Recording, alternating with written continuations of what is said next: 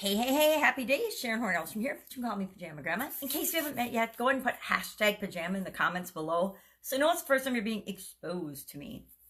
Not really exposed, but you know what I mean. In a nutshell, what the heck does the expression or the idiom in a nutshell have to do with me growing and building my business? What does it have to do with you growing and building your business? Where does it even come from? Why do people say in a nutshell? I actually use this expression pretty often because in my past and in my relationships, and primarily in my marriage, my ex-husband always had a way of communicating that was very different than mine.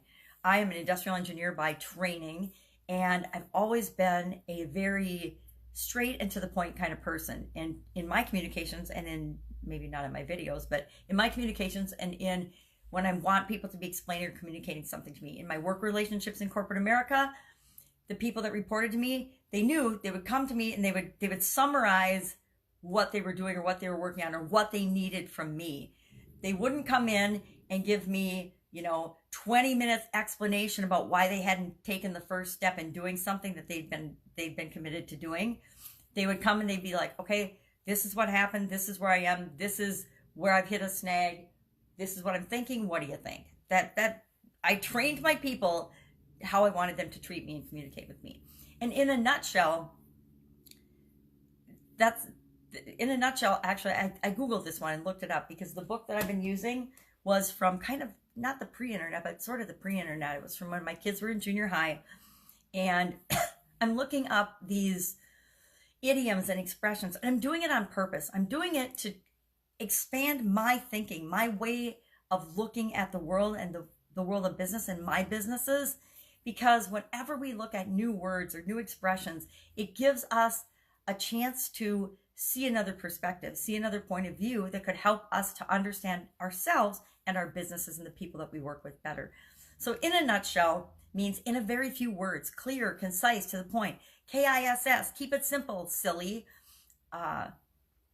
It's a reminder to us that a confused mind says no. When we're working with other people, other human beings, whether they're our partners, our affiliates, our vendors, our employees, our interns, our customers, heaven forbid, we have to keep this in mind. A confused mind says no. Keep it simple. Describe things in a few concise, specific words.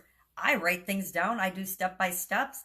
I create documents, and I actually make videos to demonstrate step-by-step how to do things for people. Number one, then I only have to say it once and do it once, and they can just watch the video. Number two, I know that we're getting a consistent message out every single time we're teaching people or sharing information with people. And it gives people a guide, something to refer back to if they have a question, so they don't always have to come and necessarily ask me. A lot of times people won't ask when they have a question or are confused. Where did this expression even come from?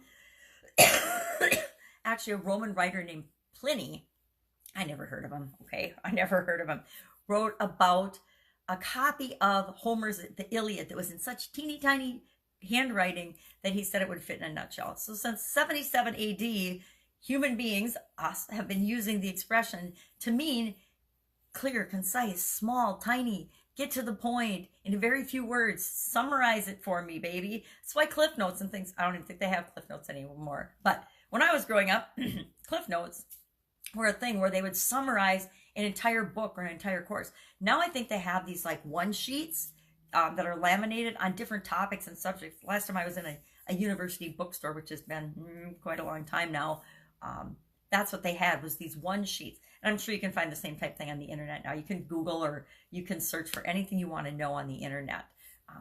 The world is an open book. If you want to know how to do something, it's out there. Just ask and go look for it. But using